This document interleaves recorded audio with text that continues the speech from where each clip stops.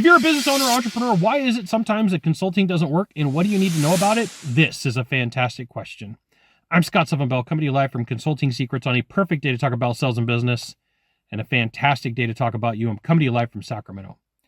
So there's a lot of reasons why consulting works. There's a few reasons why consulting does not work, and I'm going to share with you shiny object syndrome. So I do work in the world of mergers and acquisitions, and one of the most common reasons that somebody wants to sell their business is because they've got shiny object syndrome and they see somebody over here doing something cool or somebody over here doing something cool, and they're like, I'm bored in my business. So I'm going to go try something new. I'm going to go take new activity. I'm going to go do something different. And then they get pulled off of their main core, their main idea, their main thesis concept. And then what happens is that business that was thriving starts going downhill because they've lost attention span and they're focused on this thing that they didn't know a lot about. And so now their business that it was paying them that wasn't interesting, it becomes interesting. So then they pull off of the company that's brand new. I've seen this happen in consulting where somebody goes and says, okay, well, I want to fix a problem inside of my business. And so what happens is they find somebody who is capable, they've got the skills, the talents, and they know what they're doing. And they set out on a plan. They say, here's the prescription for the diagnosis that I have, and here's what we're going to do. And sometimes it's an interesting process. Sometimes it's boring. Sometimes it's a lot of work. Sometimes what you have is accountability. So what happens is the business owner, the practitioner, the marketer says, you know, I think I'm going to go talk to another consultant. And then so instead of initiating the plan that they put together, instead of moving forward with the ideas, the concepts, and strategies, they start shopping for a different solution that makes them feel comfortable, that relieves this itch that they have, that they were bored. And so what ends up happening is they jump from consultant to consultant to consultant. And this is one of the reasons why I ask you, if I'm doing consulting, what have you tried in the past and how long ago was it? So if somebody tells me, well, I tried to work with this guy and this woman and this dude and this chick, I'm like, whoa, time out. Like, how come you didn't see results? Well, I didn't really like the answers that they were giving me and they made me uncomfortable, or like, and it's a consistent issue. Like, this is a problem. And if you're doing this, you're creating business sabotage. You're creating a process for yourself where you're not making wise decisions. And if I got to be the one that calls you out for it, so be it. Now, here's the thing.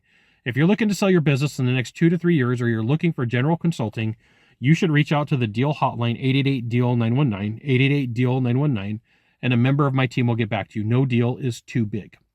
So if you're focused on the shiny object syndrome, the conversation that you have up front with the consultant or the person you're hiring to be a coach really needs to be very explicit. Hey, you know, in the past, I've had this issue or I've had this problem.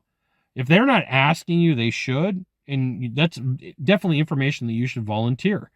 And then there's also a point where you're like, there's some things that either ethically I don't want to do or morally I don't believe in. There's nothing wrong with having that conversation.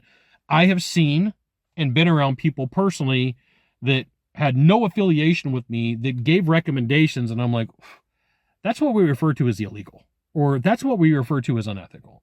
So there is a point where it's not shiny object syndrome. It's a point where you're protecting your business, your practice, your offer. And you need to know that sometimes the things that you're being asked to do are going to be uncomfortable.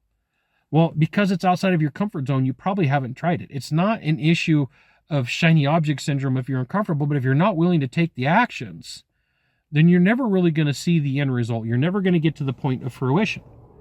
So the next time you go to hire a consultant, me or anybody else, really take a look and say, hey, what is the end result that I'm trying to get to? And am I willing to stick with it?